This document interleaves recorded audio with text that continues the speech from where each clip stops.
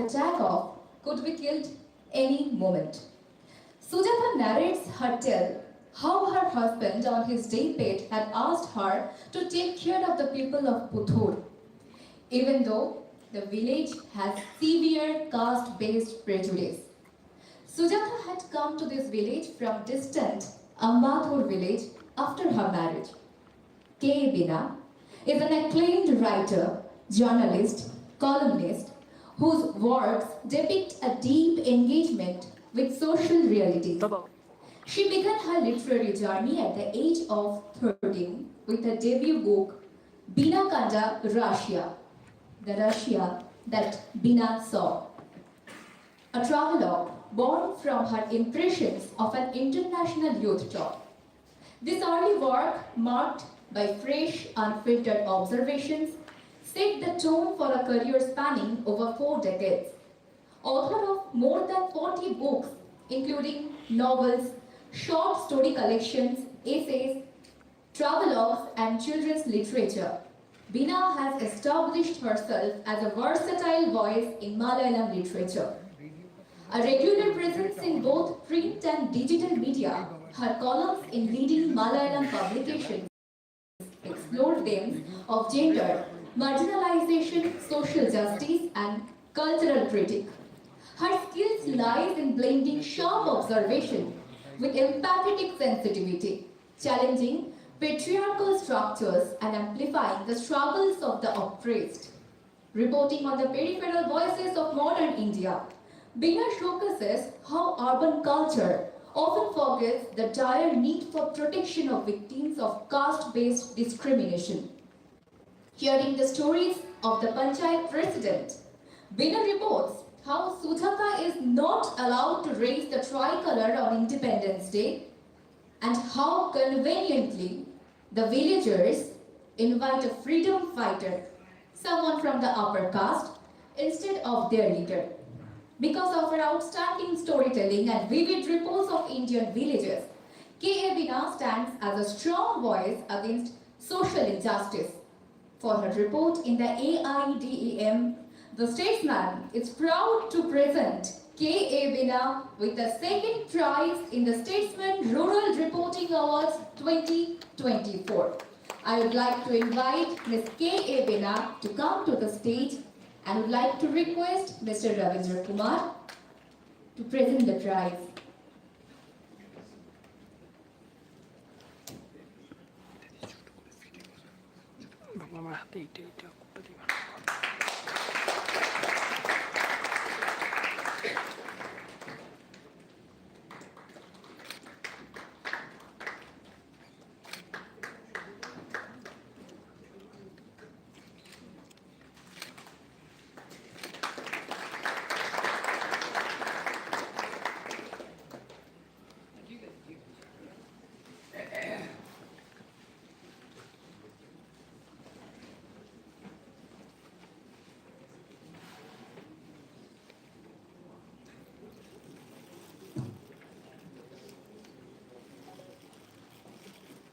Vijaypal Dudhi's expose on human trafficking of tribal babies provokes a greater debate on the humanitarian aspects of the rights of those on the peripheries of the society. Over 20 newborns were sold in a year through a network of middlemen across 5 states. IVF centers, hospitals lured childless couples into the horrendous alternative that took the form of human trafficking. Children have been sold for up to rupees 8 lakh, with middlemen buying these children from rural tribal families for between 20 to 40,000 rupees.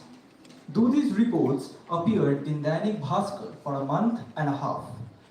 Dudhi, a part of the Dainik Bhaskar reporting team since 2019, has earned a reputation for bringing to light the travails of the forgotten sections of Indian society and those whom a fast-paced world has passed by.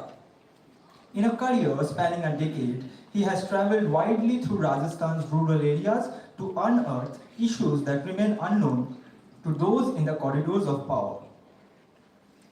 With unwavering journalistic commitment, he has done stories on a wide range of issues such as the dispute between Rajasthan and Gujarat over Mahi river waters, the ration scam during the COVID-19 pandemic, a rupees 291 crore scam in bogus electricity connections in rural areas, and a scam in the PM Awas scheme for the rural poor. After gaining an understanding of the child buying racket, Dudi contacted Delhi-based middlemen pretending to be interested in buying children. The reporter demanded to see the child before making payments. The middleman said, if there are issues or if you don't like the child, we will replace it. Dudi's investigations and findings have been thorough, grounded, and impactful. The Statesman is proud to present Vijaypal Dudi with the first prize in the Statesman Rural Reporting Awards 2024. I now request Mr. J. S. Tolia, Zonal Head, LIC Corporation, Eastern Zone, to present the award.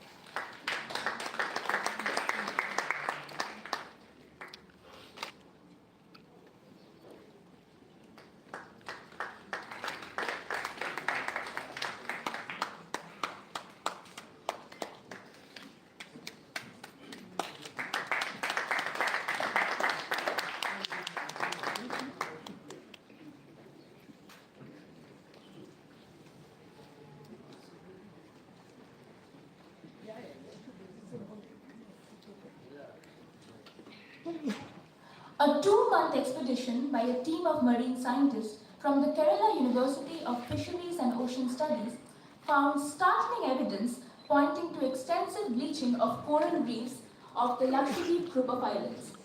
Death of this vital organism will be catastrophic for the marine ecosystem as it will eventually threaten the very existence of the archipelago, reported K.S. Sudhi. Sudhi, a journalist with more than 3 decades in the profession, is the deputy editor and chief of bureau for the Hindu at Kochi. He has been consistently writing on issues related to the environment, law, wildlife conservation, and social issues involving marginalized communities.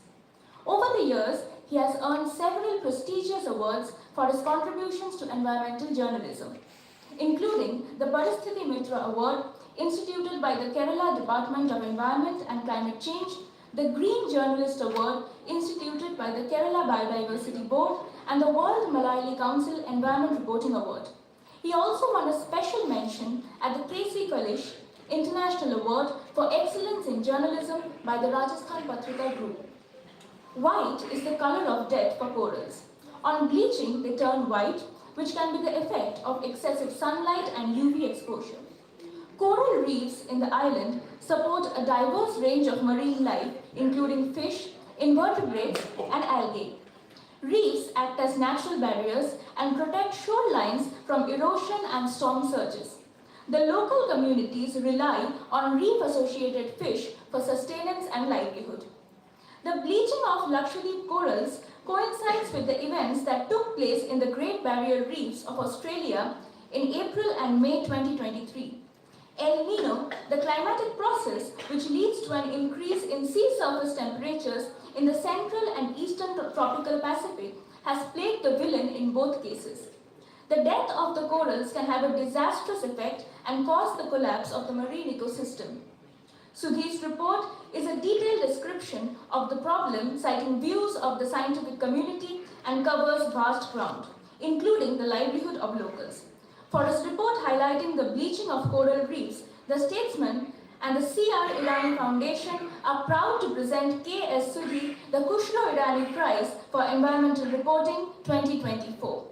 Requesting Mr. Sudhi to kindly come up on stage, and Ms. Nilofa Babikon, trustee of the C.R. Irani Foundation, to kindly do the honors.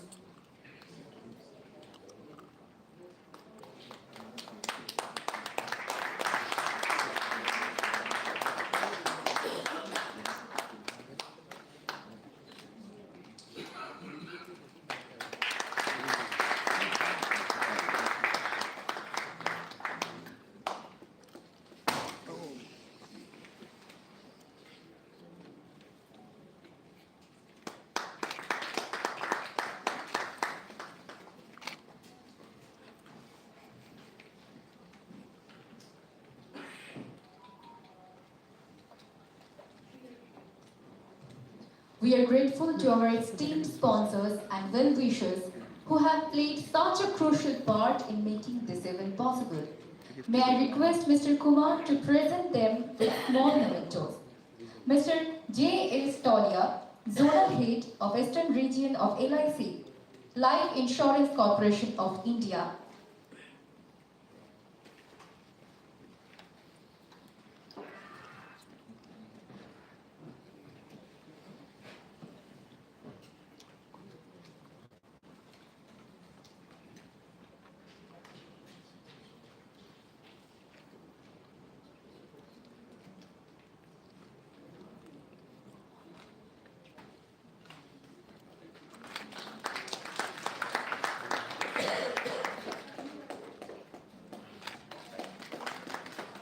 May I request Mr. Kumar to present Mr. Nilofar Bebekon, Trustee of Sir Inani Foundation with small mementos.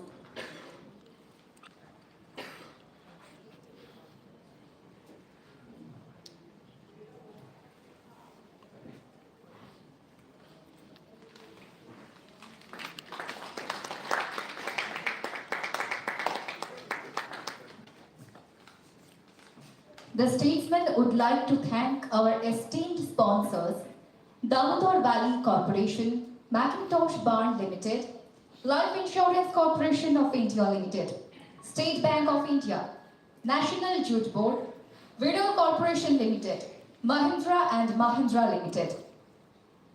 I now request all those on the stage to join members of the audience while we move on to the second part of the program.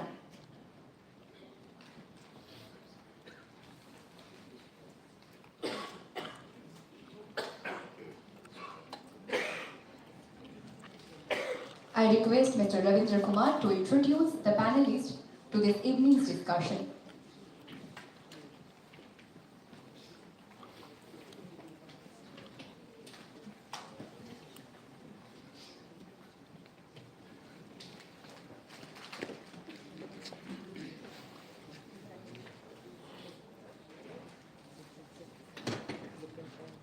Shine.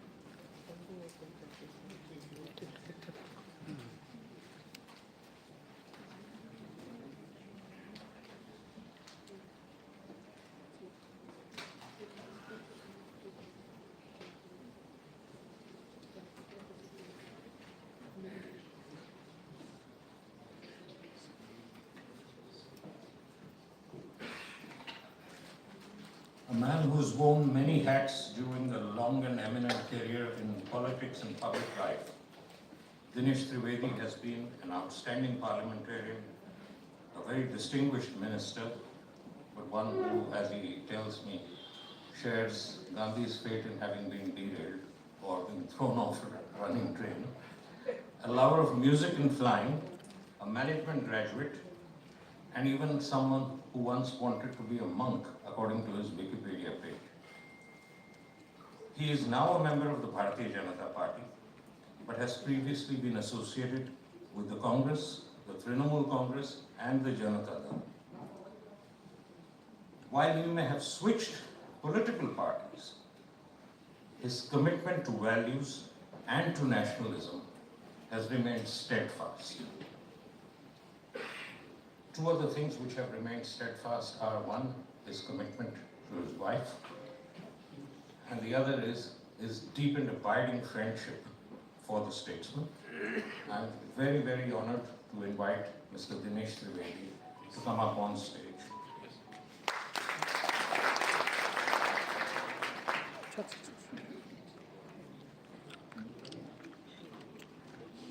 তুই ছবি তুলতে থাক।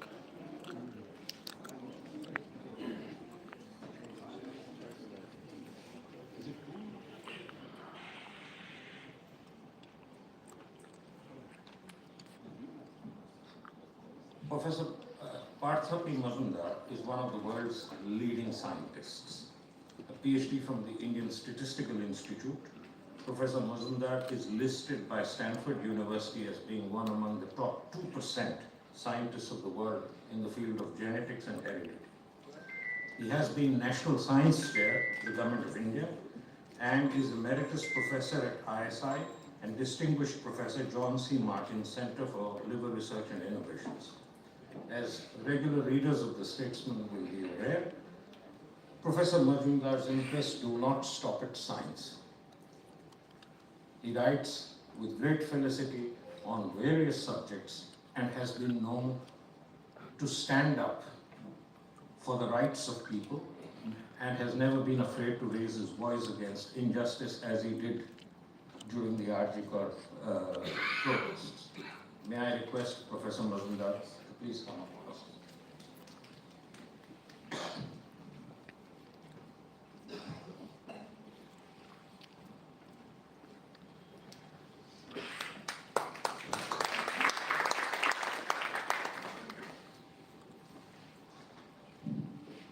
Mr. Sitaram Sharma has been a humanist all his life and is the founder of the Tagore Institute of Peace Studies.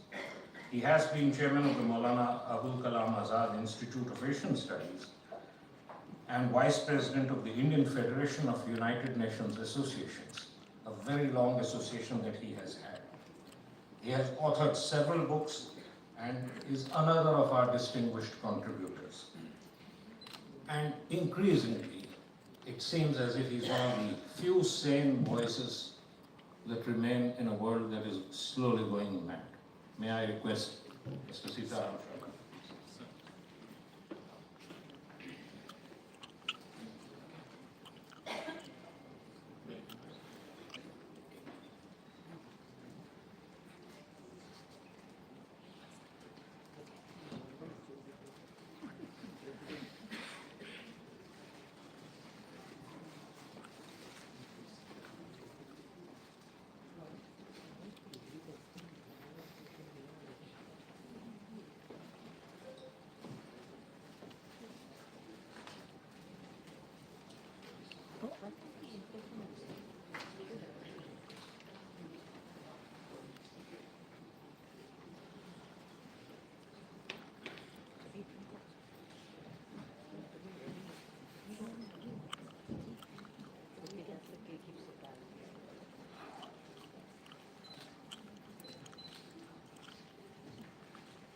The distinguished artillery officer, Major General Harsha Kakkar, who has served in various parts of the country and was during his service years involved in defense strategy and planning. Now General Kakkar, after retirement, has emerged as one of the country's leading strategic thinkers. I suspect he was a leading strategic thinker even before his retirement, but it is just that we in the outside world, the world outside the army, were not aware of it. But post-retirement, his weekly column in the Statesman, his writings elsewhere display a degree of an acuity of vision and a clear understanding of India's strategic imperatives. He has quite recently written tangentially on the topic that is going to be discussed this evening. I'm very pleased to welcome General Kakkar up on stage.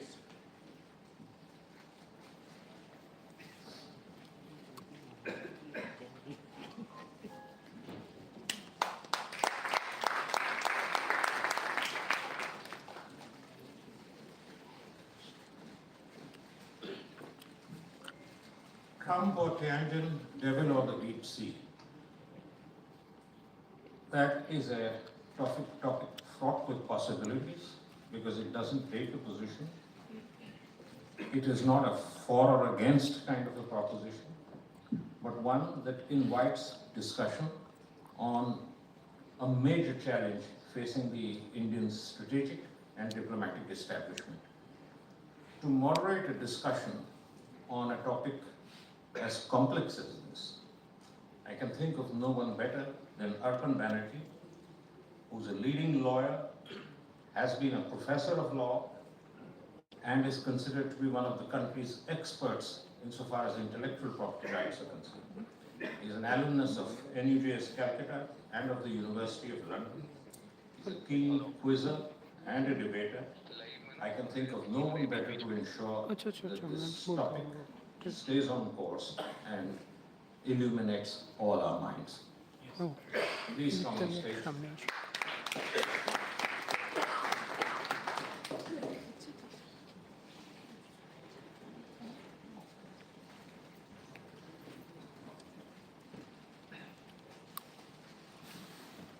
I'll hand over to you.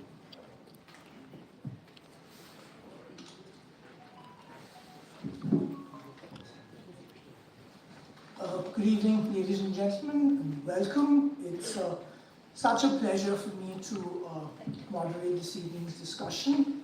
I've been a regular audience member of the Rural Reporting Awards and debates, and this is my second time moderating it. I was really intrigued when I first heard this evening's topic, because unless I'm mistaken, this is only the second time, at least in this century, the topic of the annual Statesman debate explicitly refers to the name of a US president. Unless I'm wrong, the last time this happened, and possibly the only other time this happened, was circa 2003-2004, during the Iraq War. And the term used in that topic, or the topic was something along the lines of India is caught, or the world is caught between Bushism and liberalism. The topic, of course, recognized was acknowledging the Bush doctrine, which simply stated, restated, could be said as this: you are with us or against us. And this evening's topic now makes reference to someone who actually doesn't get along too well with George W. Bush and his family, President Trump. During the Iraq War, of course, the word WMD, weapons of mass destruction, was used extensively. During the Trump presidency, some of his critics would allege that the term that we should use to describe his presidency is also WMD, weapons of mass destruction, because on his social media account, many would argue that Trump doesn't really address the pressing matters of time. Now, I am not going to be so bold as to instruct this eminent panel on what to speak on, but I will take the liberty of suggesting 3 or 4 directions in which the discussion could go, and it is completely up to our speakers to accept or reject what my suggestions are. My first suggestion would be, should we have a discussion on whether we are making a mountain out of a molehill? When the Statesman chose this topic, that was in the wake of a number of very acrimonious tweets by President Trump, Peter Navarro, Scott Bessent, and so on. But only a few days ago, we saw Sergio Gore, the ambassador designate to India, and Marco Rubio, the Secretary of State, make very contrasting and conciliatory statements that acknowledge the importance of the Indo-US relationship. And therefore, are we really deluding ourselves by believing that India is going to really drift towards China, a country that openly supports Pakistan, a country that does not recognize Sikkim and Arunachal Pradesh as an integral part of India, a country that does not recognize decisions of international courts, such as the International Tribunal of the Law of the Sea for the South China case? Conversely, is it really time for us to think differently towards China? There is a quote, often misattributed perhaps to Henry Kissinger, which says, "It may be dangerous to be America's enemy, but to be America's friend is fatal." So should India be a friend of America, or should our approach be a little more cautious? Or should we adopt very radically the position that the manifesto of at least one political party in India takes, which says immediate withdrawal from the India-US defense framework and the Quad, and a negotiated settlement of the border dispute with China and promotion of relations with China. And it's not rocket science to guess which political party's manifesto says that. It is the CPIM. Or should we perhaps adopt a more nuanced position, non-alignment, or perhaps a variant of it, where we are a little more realist and a little more pragmatic, and we gauge our priorities and our challenges, which could be anything from rare earths, to trade and investment, to technology transfer, to border security, to even cybersecurity. Now, before I move on to our speakers, I would like to recap the format for today's discussion, this evening's discussion. Those of you who are regulars at this debate would know that cumulatively, most speakers get around 14 to 15 minutes of speaking time. And this time is usually divided into two chunks, opening remarks, and a second round where panelists may make rebuttals or respond to questions or make follow-up remarks. If you're also familiar with the annual debate, you will know that the second round usually takes two forms. A very calm and a very constructive conversation where speakers disagree politely, or an extremely acrimonious and bitter exchange. I have no doubt that today's discussion will veer in the former direction. And therefore, it is also my request to the speakers that they do not need to speak on the podium this evening. Let us stay seated and have a conversation.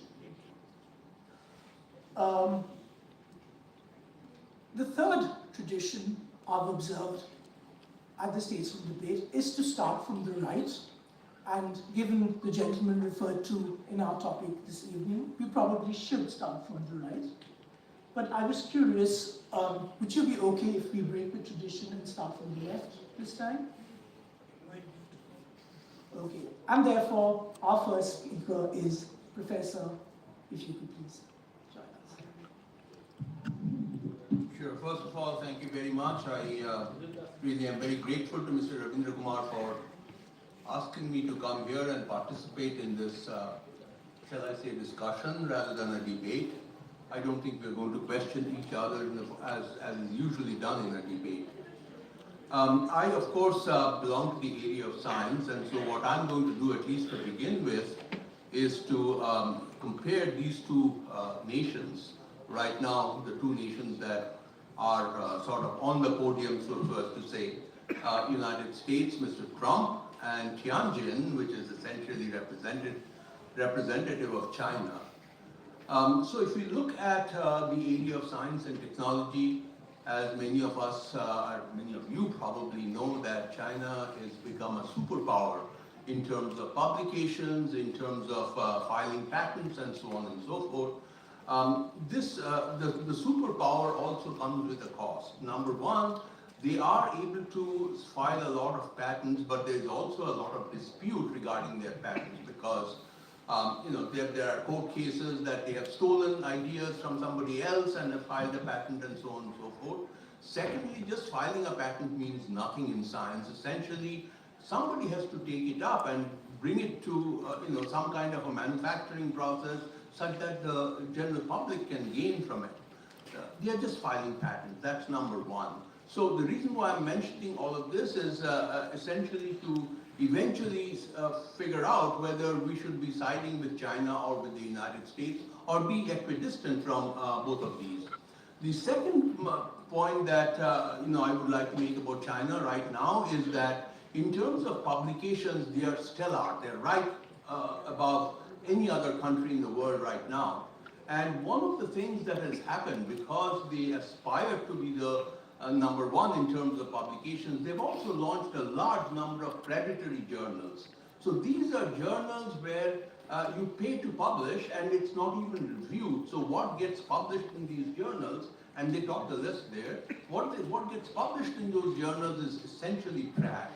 But then for each paper a faculty member in the Chinese university publishes, she or he gets some amount of incentive, either in the form of a promotion and oftentimes direct cash. Contrast this with the United States, where science has been sustained for a long time at a very high level, and right now the situation is extremely grim. Most of us, after we graduated from some university in India, I from the Indian Statistical Institute, we aspired to go to the United States because the nature of education there was quite different from the nature of education that we participated in India. And the nature of education was far more open, and we could learn lots of new things. And therefore we aspired to go to the United States. Right now, under Mr. Trump, what's happening is that all of this is being pushed under the carpet, and not just being pushed under the carpet, it's actually being in a very bad way, and I don't want to use very bad words right now, but lots of Indian people who have done their PhDs, went to do a postdoc, they are being shooed away from the United States. And so this is a time when actually science is taking a beating, because many of the science in the United States, a lot of contribution to good science in the United States was done by people from outside of India, in particular people from outside of the United States, in particular people from India. And right now that situation has completely been ruined, I must say. Also, the last point that I want to make with respect to this is that, and I've written this about 10 days ago in the Statesman, essentially diversity, equity and inclusion is something that we all look up to. Diversity actually promotes health in the scientific arena. Right now, all of that is being crushed in the United States. The diversity is completely crushed, and people, Mr. Trump says that this is all complete nonsense, one shouldn't even believe in diversity, so does Elon Musk, and I can go on and on, naming some of the leading thinkers in the United States, leading people in the United States, saying that diversity shouldn't even be there, even though we know that diversity actually plays a big role in promoting an institution. Similarly, equity and inclusion is also being thrown under the carpet. So, and Harvard University, and as a matter of fact, after the Black Lives Matter movement in the recent past, many of these universities in the United States, they upheld and promoted diversity, equity, and inclusion. And right now, after they came under fire from Mr. Trump for whatever reason, they all retracted, or many of them retracted, including Harvard University. So this is really not the time for us to be able, we don't even have the opportunity to side with United States right now, and we probably shouldn't be siding with China, especially when they are trying to promote these kinds of journals and the kind of things that one shouldn't be doing in science, and that's what is being done in China. What do we then do? We of course have to be patient. Especially with respect to the United States, we have to be patient, and their institutions are very well grounded, and therefore all of us hope that it will come back after this particular regime. But this regime has been pretty bad, and therefore what we should do is, in terms of science, in terms of promoting our own science, what we should be doing is maintaining an equidistant relationship, or perhaps even promoting ourselves in various institutions in Europe, and trying to go there and gain some more ideas in science and bring them back to our country. The last sentence that I would like to mention is that right now, and some Indian thinkers have already written about this, that today postdoctoral students are being thrown out of the United States. Either they're losing their fellowships, or their visas are not being extended, whatever. This is the time for us to bring them back, because they are good people, and if we bring back the good people and populate them in our universities as faculty members, that would do us some good, and therefore we should probably take this opportunity to do that. So my final conclusion is that right now we have to be very cautious about both United States and China. China probably for many more years, but United States probably for a shorter period of time, and we should take this opportunity to bring back our postdoctoral fellows as faculty members in universities, and every university in India has at least 50% vacant posts, and we should fill them by these people who are intending to come back. I'll stop here and come back to you again if there are other kinds of questions. Thank you. Thanks very much, Professor Majumdar. Very interesting points about the quantity of scientific publications versus the quality, because in India, often the rankings look at the number, quantity, the NIRF rankings in India are structured that way. Major General Kakkar. Good evening.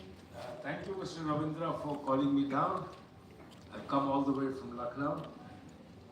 Two things that we noticed. One was the attendance of PM Modi at the SCO summit after a long time. And the second is the silence of the government of India on the rankings of Trump and his three lapdogs, Peter Navarro, Scott Bassett, and Howard Lutnick. In my opinion, I'm going to leave the political and the economic issues aside, the debate that's going to go on because we've got experts in the subject. In my opinion, the first thing that we've got to consider is we need relations with both China and the US for national security interests. Let me elaborate on that. Many people have been mentioning that India's movement towards China, as also PM Modi attending the SCO summit, has been pushed because of Trump's economic sanctions, including the sanctions that he's imposed. The reality is all this began long before. In fact, the start was the meeting of PM Modi with Xi in Kazan, Russia, last year. And since then, we've slowly been moving forward. Wang Yi, the Chinese foreign minister, as also the special representative, has been meeting Doval and Jaishankar at regular intervals. They've met 3 or 4 times since then till now. What was very interesting was his visit here in August, just 2 weeks before the SCO summit. Some major issues which came up. One was India's long-standing demand of the bilateral relations being considered at par with the border issues. Now that was something that was agreed upon, and there would be 2 parallel tracks working. The second issue which rose there was that we have an expert group which is going to operate under the WNCC, which is the working mechanism for consultation, for coordination and consultation on border issues between India and China. It's an MEA-led setup. They're going to look at fast-tracking or looking for some specific results in resolution of some parts of the border, which is something which has not happened for decades. Now, this is a positive move by China looking to ease tensions. The third is, you've all been reading about it, we have regular border meetings in Ladakh where you have a one-to-one contact at general levels. For the first time, they've agreed for that in the central sector and in the eastern sector. Now, the intention by China appears to be to cool down. Now, if this is the message, what happened when PM Modi went to the SCO? The same issues came up, all of them were authenticated and clear, and more importantly was the meeting of Kai Kui, who is the number 2 man, as they claim in China, the most trusted person of Xi with Modi. Now that meeting proved China's intent of trying to improve relations. Where is our problem that remains with China? The most important problem is the trust deficit, which is actually built up after Galwani. Historically, intrusions have always been from the Chinese side, so that trust deficit is not going to go easily. We're looking at de-induction. There is already a de-escalation. You maintain the distance. Now, de-induction is not going to be easy unless all the trust deficit goes. The reason is simple. Tibet is a plateau. The Chinese roads are closed. The Indian side is a collection of valleys moving into the border. The Trans-Arunachal highway is under construction. From the highway, roads linking up to the border are going to take time. So every time you've got to move troops, you've got to move them in, you've got to move them out of the valley and into the next valley. That's a time-taking job. The other factor, the Chinese are always willing to agree with you, okay, let's move back 150 kilometers. Now, for them to move 150 kilometers, you're moving on the plateau. For us to move 150 kilometers, you're moving down in height. So if you move down in height and you've got to move back again, you're moving into a different altitude, you've got to acclimatize. That takes about 7 to 14 days. So we are at a disadvantage. What we need from them is basically an altitude differential. Both of us go back in altitude. That's not going to come easy. And since that's not going to come easy, the resolution is not going to be easy. But what you need in the meantime is peace along the LAC. The longer there is peace, it's better for our economic development, better for our capability development. It's better for us to be able to build up our infrastructure to match what comes. Now, while the Chinese factor, most of you would have been aware of it because it's more recent, what is missing out is what is our relationship with the US as far as national security is concerned. We have a number of defense agreements in place. We have the General Security of Military Information Agreement, which deals with sharing classified military information. A lot of inputs of theirs monitoring the Chinese comes to us. Logistics exchange, a memorandum agreement, which enables us to access one another's facilities. Communications compatibility and security agreement, dealing with secure communications between India and the US. The basic exchange and cooperation agreement, geospatial information is being shared. We have the Index X, which is the US-India Defense Technology and Trade Initiative. Collaboration between defense industry and the academy. The ICET, the Initiative on Critical and Emerging Technologies. Now, these are sort of agreements which we don't have with any other country. We both are members of the Quad. And the moment you mention Quad in China, there is a fight. The moment there's a Quad exercise, China jumps. That's one thing that China is always concerned about. The other factor is India is among the few countries which has been given the Strategic Trade Authorization 1 status, which benefits defense trade. We're also looking at a 10-year agreement. Militarily, we conduct the largest number of exercises with China. Today, what is finished is the Yuddha Abhyas exercise. It's finished today in Alaska. Next month is the Malabar exercise. Look at what we are procuring from there. The GE 404 engines for the Tejas 1, which is now getting out. The MQB Sea Guardian Predators, we've signed an agreement for 31 of those. During Operation Sindoor, the RPD used the 155 guns to destroy 9 terrorist camps. The ammunition and the guns came from the US. The ammunition was specifically the Excalibur ammunition. Talks are ongoing today for the GE 414 co-production in India. We're also talking, the team has just come down, or is likely to come down in a day or two for the Poseidon surveillance aircraft. So most of our defense procurements are coming in from the US. Surprisingly, throughout the entire story of Trump's ranting and his lapdogs barking all over the place, you found not a single comment from the US Secretary of Defense. Mark Rubio, the Secretary of State, was all praises for India guys. So basically what the US has done is differentiate the arguments on economy and diplomacy away from the defense side. And that is something which is a very positive trend. India has shown a little bit of displeasure. Rajnath Singh postponed his visit and we delayed 2 or 3 agreements. What is also bugging us today is the US proximity towards Pakistan. But surprisingly, none of it deals with any sales of equipment. None of it deals with any agreements being signed in terms of defense needs. They may sign any economic agreement, that is not a major concern. So for us, if you're looking at the future, we need peace with China to sort out the LAC, to try and cool it down. If we can't come down to an agreement, let the nation develop, let it care for its people.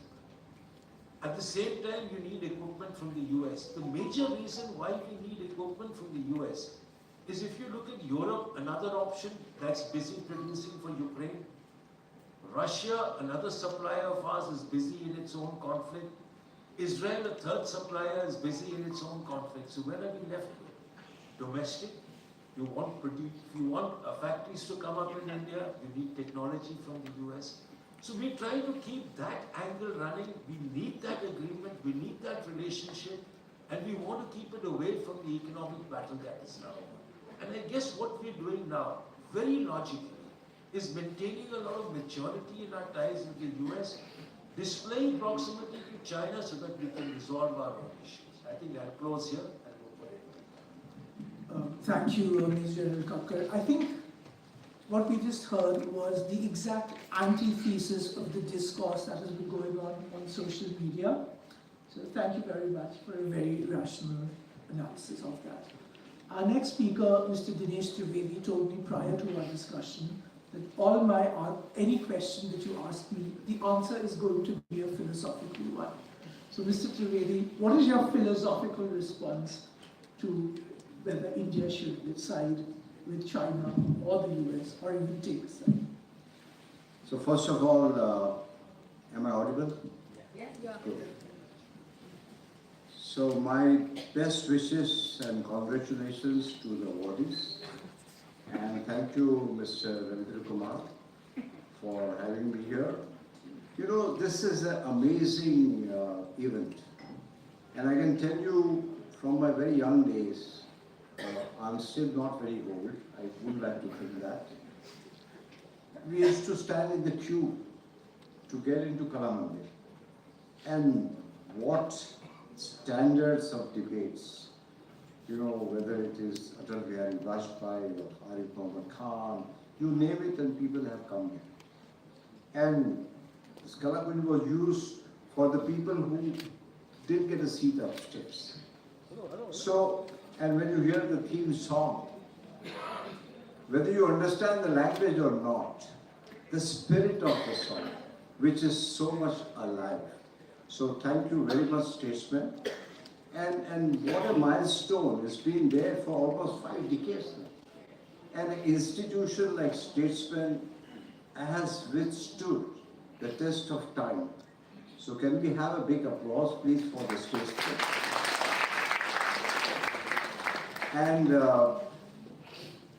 when you said that, you know, I mentioned that my answers are going to be philosophical.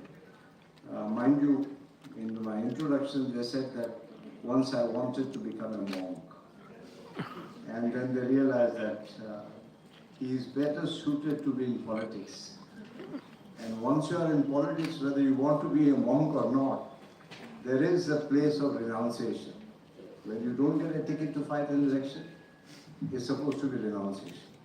When you want to become a minister and the Prime Minister doesn't choose you, is renunciation. So, India really lives in the rural, and that's what the Rural Reporting Awards is all about. And today, if you ask somebody from village this question, that whether devil or deep sea, I really don't see whether there is a devil or there is a deep sea. And if you, like I said, if you go to a village, then the villagers will say, Sare jahan se acha Hindustan hamara. The villagers will say, कि कुछ बात है कि हस्ती मिटती नहीं हमारी, सदियों रहा है दुश्मन दौरे ज़मां. Means there is something there which India has. So I don't even look at whether America or whether China, and not with the arrogance. Because please understand, there is a famous saying, and we all know about it, that there are no permanent friends and there are no permanent enemies. What is permanent is interest. And also what is permanent is change.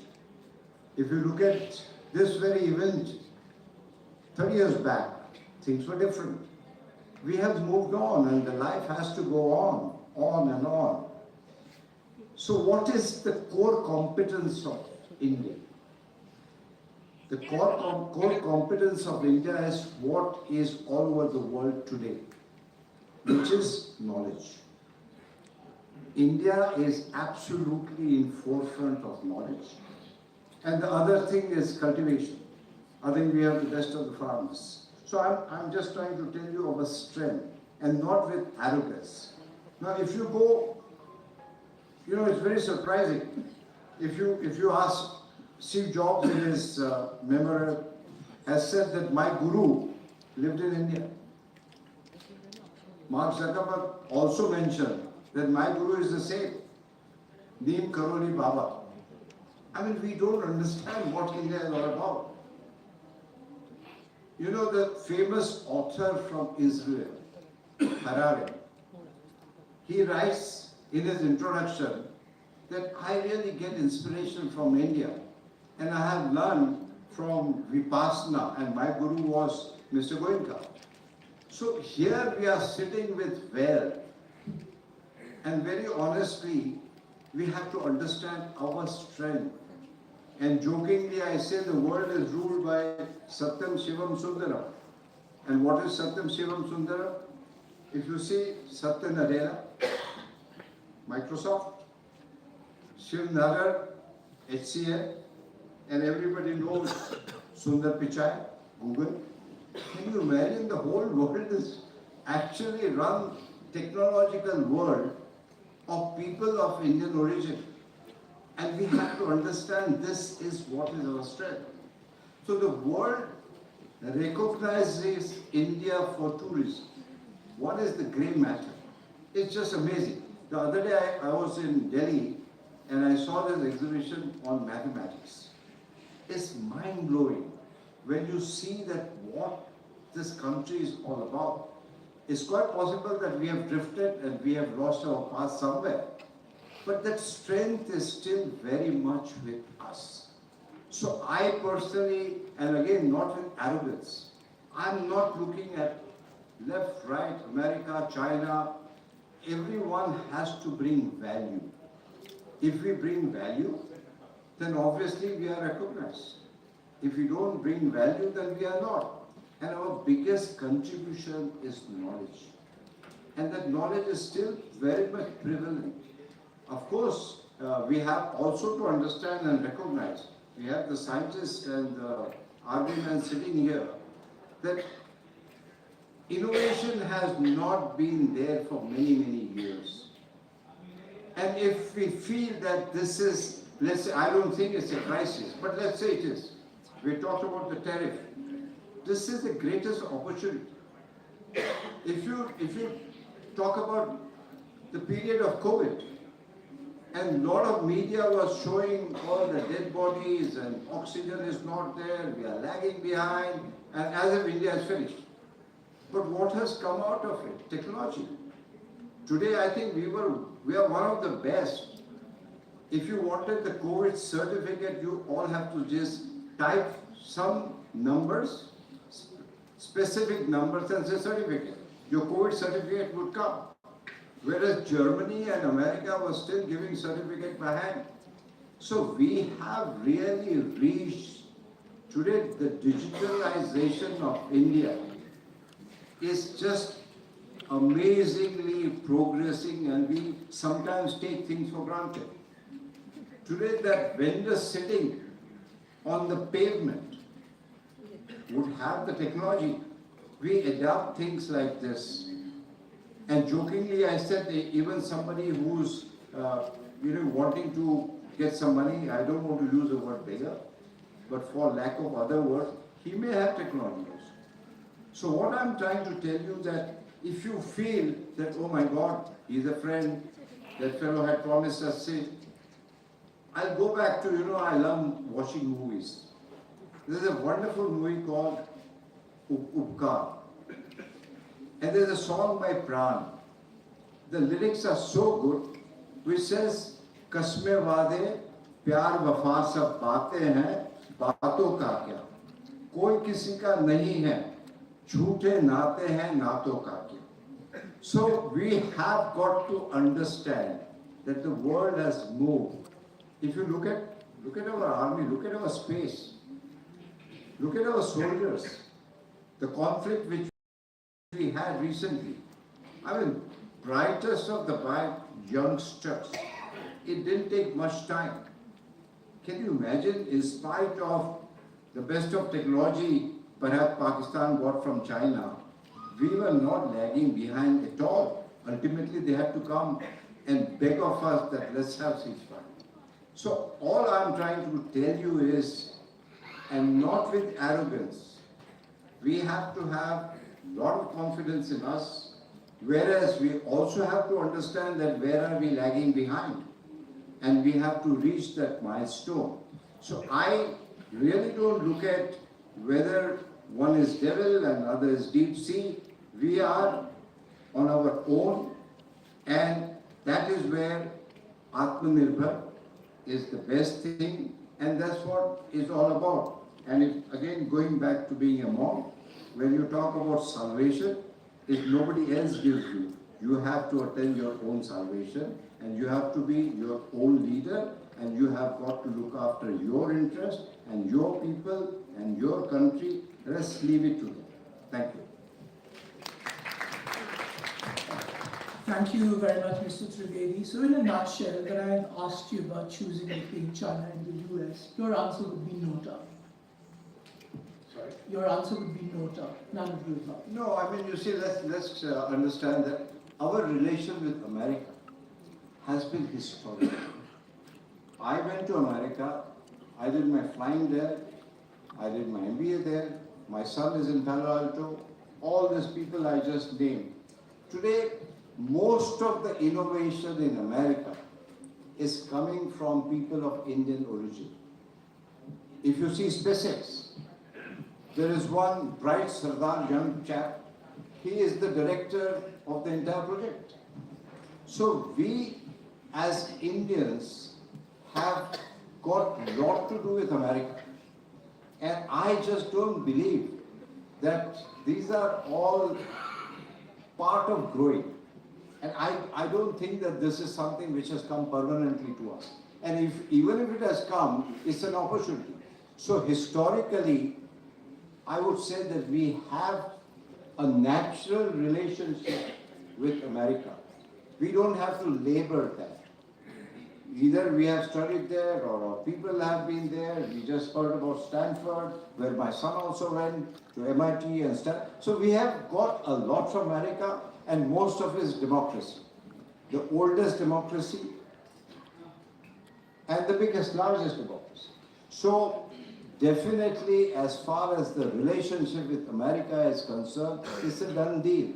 I don't think so that relation is ever going to go. It's going to be there and it's going to grow. This thing, one fine morning, you will find that, the team has come from America, everything will settle, done, dusted, and we are friends again. Not that we are not friends now. So yes, historically, America, where we have a lot of innovation to do to get a space program. We are still doing it with America. So my answer would be yes. At the same time, when Atal Bihari Vajpayee said, maybe you can change your friends, but you can't change your neighbors. So obviously we have to learn a lot from China too, their tradition. Sure. Thank you very much, Mr. Trivedi. Our last speaker is Mr. Sitaram Sharma. So we wait your response. Thank you.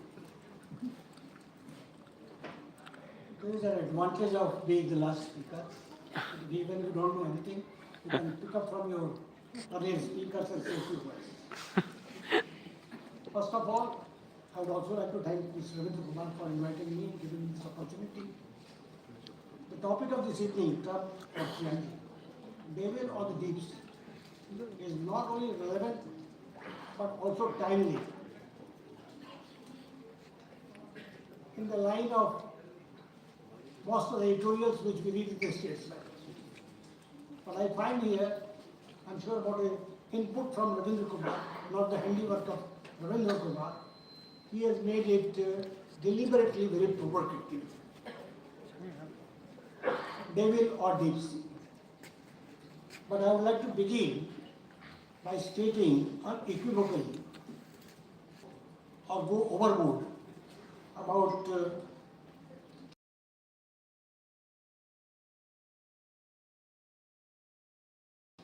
Tianjin will have to be balanced, neither going for Hindi Chini Bhai Bhai or Ab Ki Baar Trump Sarkar. It will not do. The current improvement in the relation of India and China, the thaw between India and China. It's welcome, but looks tactical on both the sides, because we are aware that the most of the structural problems have not gone away. The border issue is still very much alive. But the Tianjin, I can say, was an extension of China's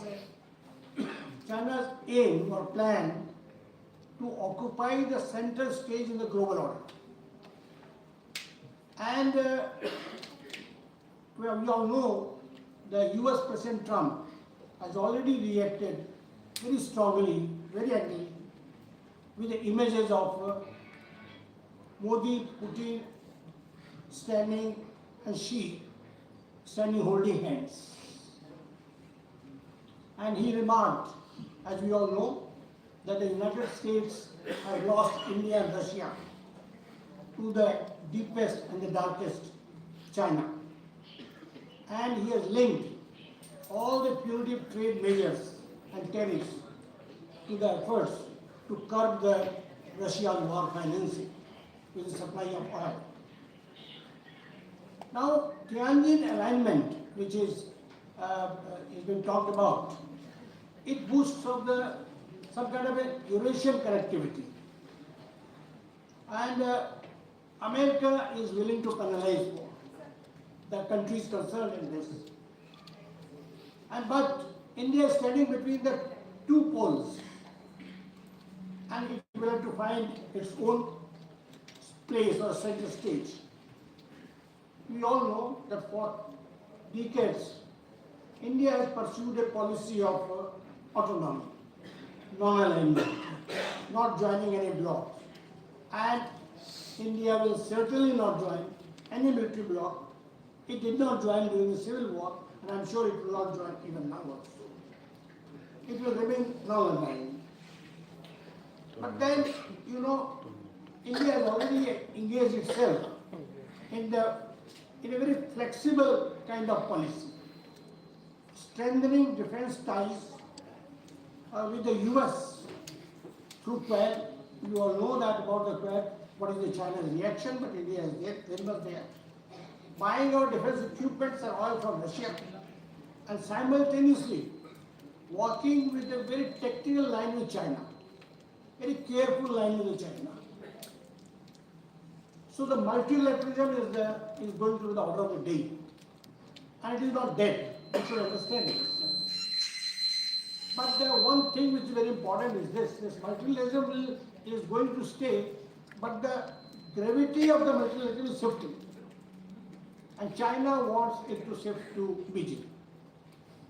And the Tianjin, you can say, is a snapshot of the new alignment with China, Russia and India. And the question which has been raised is this, that diplomacy is about preventing the devil and the deep sea dilemma from becoming inevitable. This is diplomacy. And then we know we are talking about Tianjin, and it is being much talked about, but it is not a block. There are deep fissures in this block, in these countries among themselves. But it was just a convergence of convenience, you can say, or just pragmatism. But Tianjin indicates one important thing, that we are heading towards a multipolar world. And this is very important. And moreover, it is not India's challenge to go against the multipolarity, but to make it constructive. There India can play a very important role. And the question is not the choice between the Trump and the Tianjin, but to bridging divides, facilitating dialogue and understanding of the changing world, and which I think India is doing. But despite the border, or the tension on the border, India engages with multilateral forums and frameworks like BRICS and the SCO. And it shows India's pragmatism, it also shows India's non-alignment. and where India tried to manage its differences without foreclosing dialogue, because India continues to have the dialogue. Regarding the Chinese, General Saab has said about this China's threat, which is very real, I think one thing. But one thing I would like to say here, that of course, Tianjin gives an impression that India and China appears warmer after engagement in SU. But behind this handshake, beneath this handshake, decade-old rivalry shimmers over the Himalayan border, and China's Belt and Road expansion program. It is encircling whole of the South Asia. At the same time, there are competing regions about the Indian Ocean. And at the same time, we find that India has to choose. United States accepts more alignment on the part of India, but India chooses to keep its option open, and that I think is very important. And since this message was sent at the by the India and the Tianjin, that we are not going to make it or compromise on the basic issues, and I think which is very important. And when I get an opportunity, I will raise some other more points on this. Thank you very much.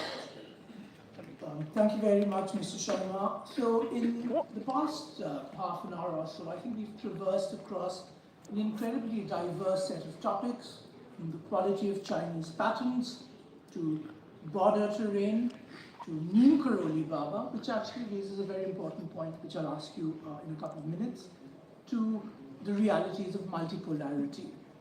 Now, for the latter half of this evening's discussion, I will leave it to the speakers to make any follow-up remarks or rebuttal if they wish to. But I would also like to ask the speakers a couple of follow-up questions. And beginning with you, Professor Majumdar, you made an interesting point about how China inflates and exaggerates its scientific prowess. But is there still something to be learned from China with respect to brain drain? Because if you look at the 1,000 Talents program, for example, is there something that we can learn from them? The fact that there are a lot of the number of Chinese professors with US PhDs teaching in China vastly outnumbers the number of US PhDs in India. And the second question I have for you is, you touched upon how Black Lives Matter and critical race theory and polarizing academics like Cornell West have led to a resentment against universities, elite Ivy League universities in the Trump administration. In your assessment, is this resentment largely, if not exclusively, against the humanities rather than the STEM side of academia? Or do you think that the STEM departments are also either collateral damage or deliberate damage as part of the war against universities? Professor Majumdar. So I'll be short and answer the two questions as you have asked me.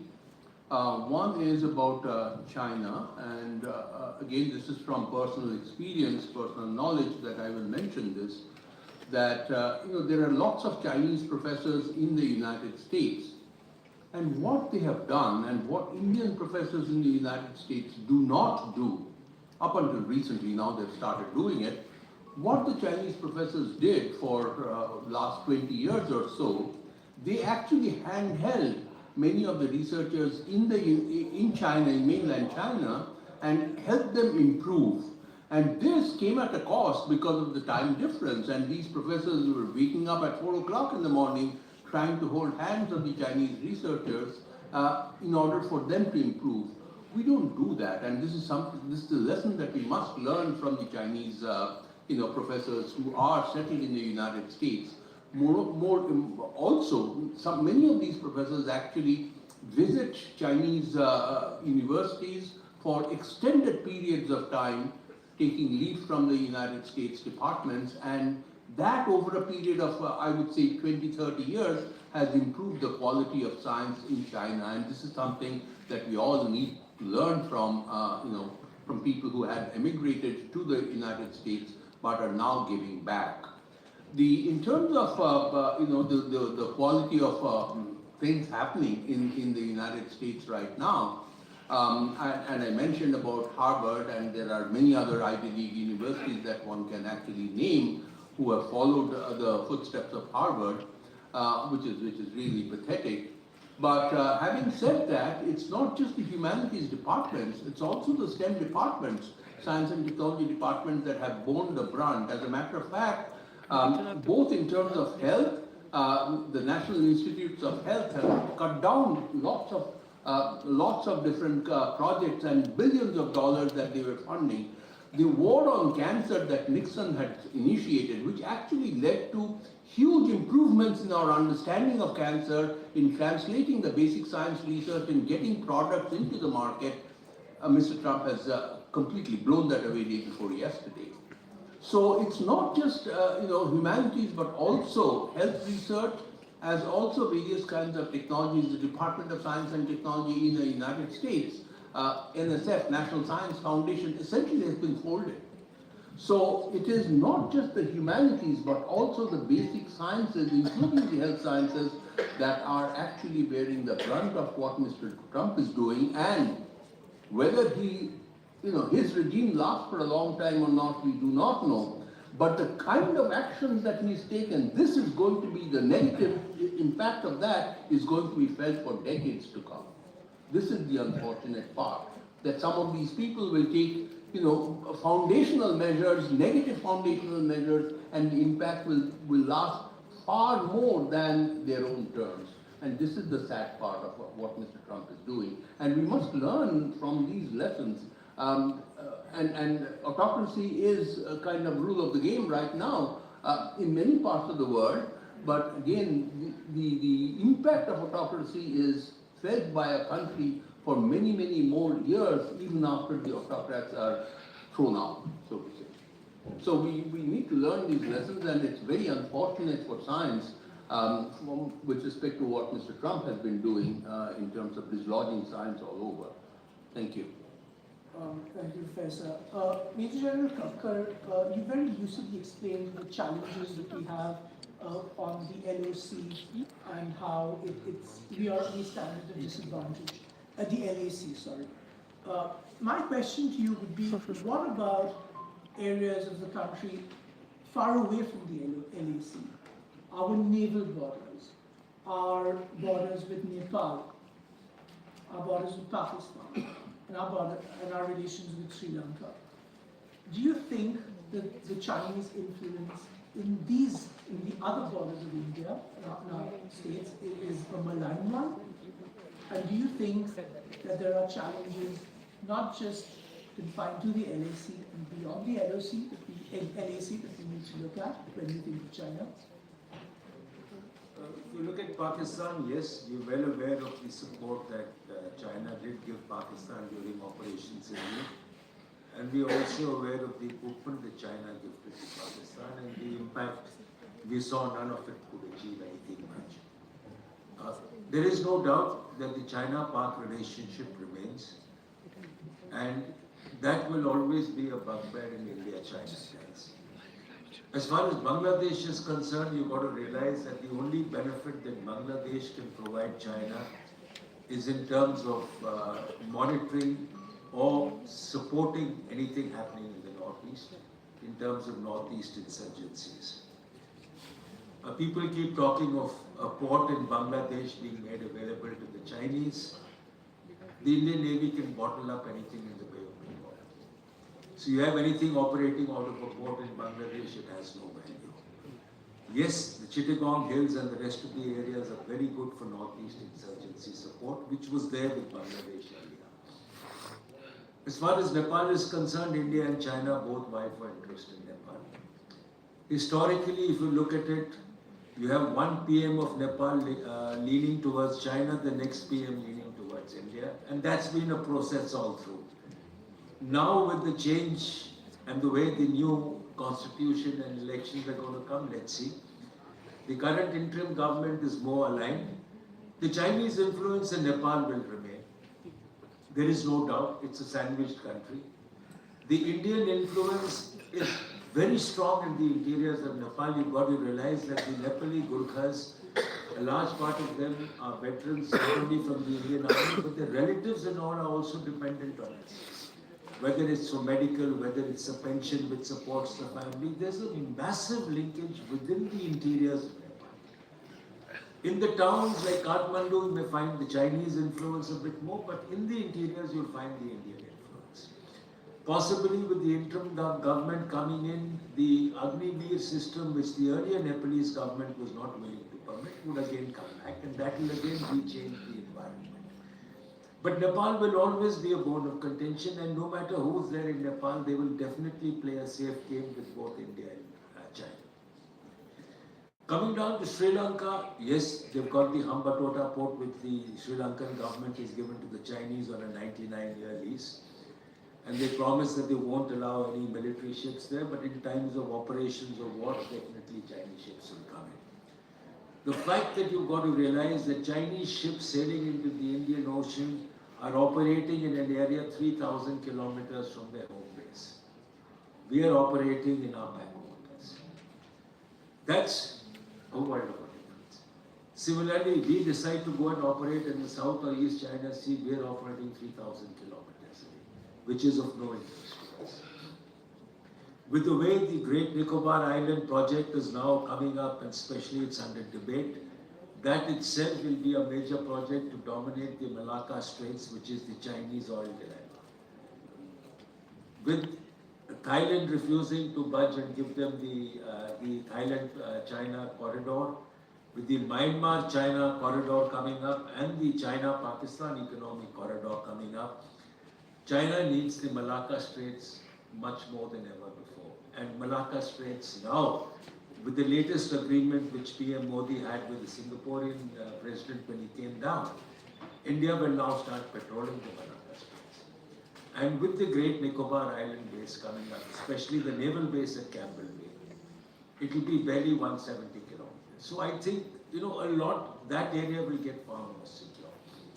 But definitely the China threat will remain. What you're looking off at the moment is cooling down the tensions, coming down to a position where the border remains stable, so we can concentrate on economic growth. You've got to realize that the 50,000 or 1 lakh additional troops that you put is a major burden on the exchequer.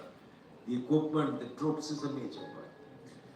If you can try and avoid putting them there, it's again a saving to the state. So what you're looking at is trying to cool down tensions so you can develop the nation, you can care for the people, because after all the pie is the same. The money either goes into social security, into education, into health, or into defense. The budget is the same. So if you can afford to get cooler borders, you can afford to concentrate elsewhere. Thank you, Major General. A second question.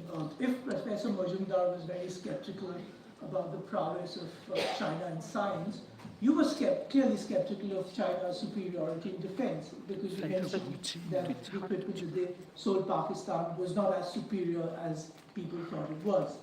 So therefore, if you think, and I assume you do, that it is better for India to buy equipment from the US than equipment from, let's say, China, are there still risks associated with that? For example, we've seen that the US is not very, very receptive for requests when it comes to technology transfer. So how do we navigate that challenge? First and foremost, we've never bought anything from China. Yes. We have no intent ever to do. That's number one. And yes, the Chinese defense budget is 5 times ours. The military power, what they display in terms of technology is far higher. The fact is, for China, India is one of its competitors. It's mainly looking at competing with the US. So the budget has to be higher, it's concentrating more towards the Pacific. Now, the other factor, if you're looking at us procuring from the US, we're looking at Atmanirbharta, which is basically production in India.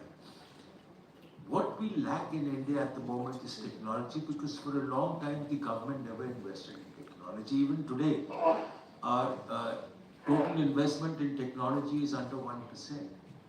Whereas Countries like the US, including the private sector, are running at about 18 to 20%, or maybe on 8 to 10%, and China equally the same.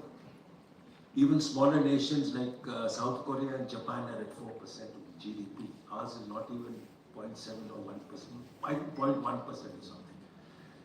The problem is you need technology. Technology is definitely there. The US doesn't hesitate to transfer technology. We are at that level of agreements with them, where with the 31 Predators that we're buying, they're setting up an MRO here. Part of it is going to be assembled here. With the GE 414 engines, the agreement that has already been discussed and almost awaiting clearance is production in India with 80% technology transfer. There are some portions which will possibly not come in initially. The technology transfer comes in when you're looking at a large production. If you're looking, which we are in the 414 engines, with 31 Predators, they're not going to give you technology transfer. Similarly, like when we bought the 36